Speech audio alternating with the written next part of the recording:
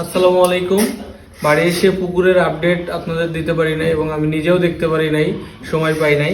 তো আজকে ভাবছি এই যে কিছু ভাসা খাবার নিয়েছি, যে খাবারটা দিলে উপরে ভেসে থাকে এবং মাছগুলো সুন্দরভাবে দেখা যায়।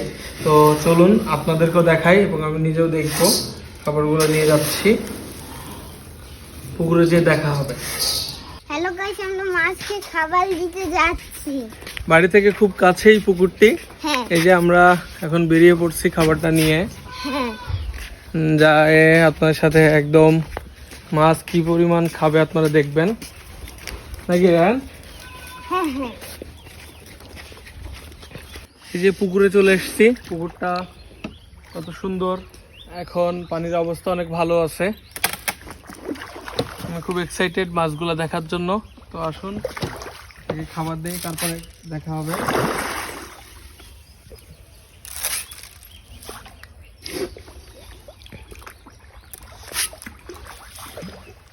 একটু ওয়েট করি, একটু ওয়েট, কাছে আসুন। এই যে কাছে নাও। মাছ দেখে মনে হচ্ছে 2 কেজি পার হয়ে গেছে। যাক মাশাআল্লাহ, সাইজ অনেক ভালো আছে, খুবই সুন্দর। রোজে নাও। আমরা নিজেদের জমির ভুট্টা, গম থেকে শুরু করে এইসব প্রোডাক্টগুলো হয় এবং আরও উপকারী যেসব মাছের জন্য সেসব খাবারগুলো কিনে নিজেরা খাবার তৈরি করি। মিল থেকে একদম প্রস্তুত করে নেই আমরা বাইরের কোনো খাবার খাওয়াই না এবং মানে যেগুলো ক্ষতিকারক সেসব কোনো খাবার আমরা দিই না।